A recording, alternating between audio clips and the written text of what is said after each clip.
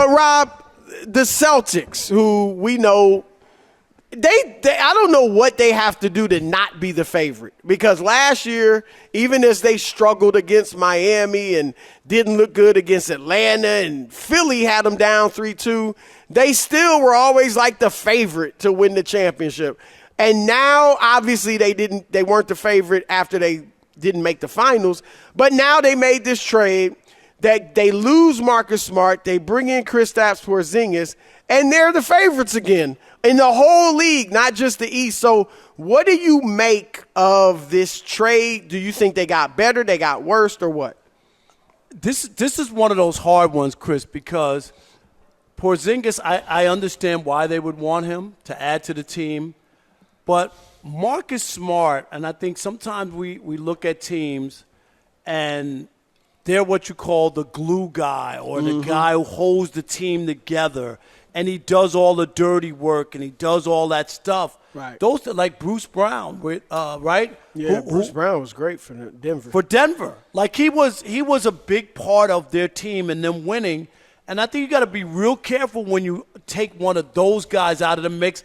It's not like, and maybe somebody else can be that guy or take that role, but he was definitely a big part of the Celtics, whether he's scoring points or, you know what I mean, or a top scorer or not. Guys like that matter. We saw with the Phoenix Suns, right, when they got Kevin Durant, they're the favorites to come out of the West. Yep. And then you realize the bench was thin and there was nothing else there, and that's why teams don't always win. You need people like that. So on paper, with Porzingis, and you look at them, Chris, do you look and say, yeah, they're better? Yes, but I really don't know if they're better in the locker room and the camaraderie and the way that they interact with everybody. I think they lost a little piece of them, and I don't know if those pieces are going to fit the same. No matter what Vegas says, is that what you're saying, right? Yep. I don't feel like they're where they were as far as before, where I thought for sure at some point they would win a championship. At this point last year? Right. Like I thought that they had a real shot. Right. I don't feel that way about the Celtics anymore. I think this trade makes them the favorite in the East as right now, because we don't know what Milwaukee's going to look like. They might lose Brook Lopez, who was a huge part of their defense. Chris Middleton opted out. I think he'll go back, but we don't know for sure. Maybe they need to do something else, because Chris Middleton, I get it, they won that one championship. But, Chris, he's been hurt a lot. He had knee surgery just a few weeks ago. I mean, like a minor one, but still. But still, you can't seem to count on him. Well, I hear you, and I think if they bring him back, it'll be like a longer-term deal but less money per year, because you're supposed to get $40 million next year. But to your point, yeah, I would be skittish to bring him back. The only thing is, who am I replacing him with? I get and that's the key. If they can find a guy that's as good, if not better, then I'd go that route. But I would not. Right now, I think it looks like they got to bring him back. But as far as the Celtics, I hear you on Marcus Smart. I think you're right. However, they do have Al Horford, who's still there. And, Rob, I think Marcus Smart was very good for them. He was that voice. But I think him moving on or being shipped out will allow Jayson Tatum and Jaylen Brown now kind of to become the leaders of that team. Are they that type? Are they like – I think Brown Tatum is their best player. But that doesn't mean that you're always the leader. Right. I think Brown will be more – like he's a strong leader, I think. I think he can kind of take that role on. And, again, Al Horford's still going to be the vocal guy. But I think the others, I think they can get past Marcus Smart. Look, Derek White will presumably take his starting role. And White is, at this point, a better player. Like, he shoots the three better. He's a better defender. He's the one that made all defensive team last year, not Marcus Smart.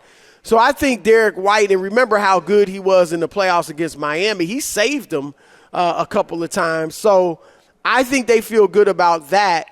And Porzingis, look, obviously there's always the question of health with Kristaps Porzingis. But, Rob, if he is healthy, and I'm talking about 60, 65 games, he shoots the three, which is huge for them, having a big that can shoot the three.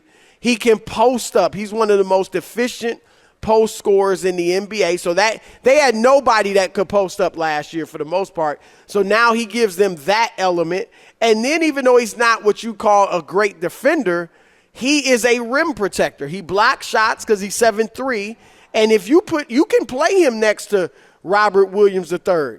And if they go with that lineup with Williams III and Porzingis, it's going to be hard for teams to score on them. So I do think, and you're right, it's on paper, but I do think on paper they got better. I'm not ready to put them ahead of Denver, but if you want to say, well, it's hard to repeat who else besides Denver, I think they're right there with anybody else. I don't know that they're ahead of the other contenders like the Lakers or the Bucks or the Suns and teams or the Clippers if they were healthy.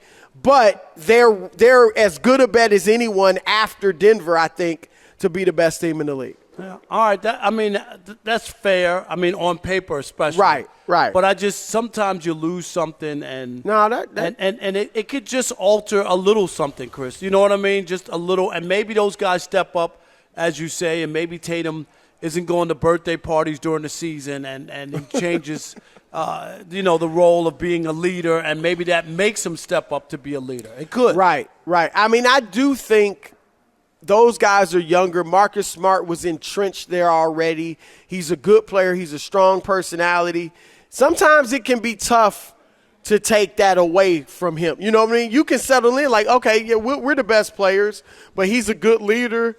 We're a good team. We don't have to rock the boat. And so that's the question. Like, are they true leaders, talking about Brown and Tatum, or will they not take that mantle?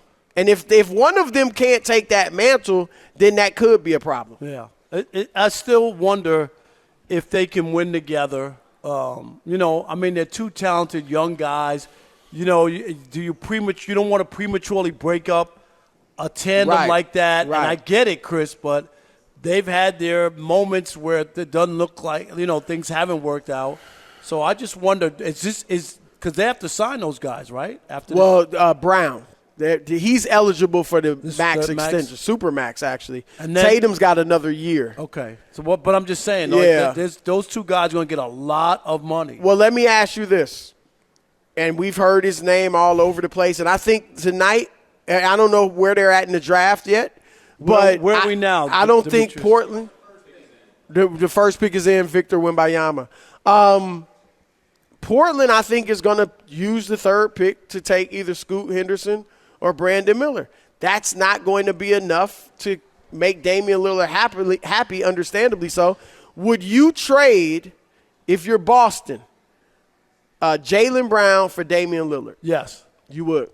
I would too. I would. I would make. And I definitely would if I'm Portland, because Brown would be their star and he fits in with the age. I would do that. I would do that because Derek White is you still good defensively, even though Lillard's not a great defender. Derek White is, and so is Tatum. So you bring in another scorer, you make up for the points, and you get a different look or a different mix. Do you know what I mean? Like I think sometimes you need, after you've had something and you haven't gotten there, like you just can't keep doing the same thing. And I'm not saying like they can't give it another shot or a year or so. Right. But if I had that opportunity to get a guy who we've seen make big shots in big moments in big playoff games, Chris, it's not like you're losing anything. Right. You're offensively, right? You're not losing anything. You're getting the top 75 Defensively, player. I think you got enough good defenders elsewhere where you can make up for it. And I think, look, don't shed any tears for Jaylen Brown if that were to happen. No, he'd be because now he's got his own team and he's paid. Yep. So I think that's something. Look,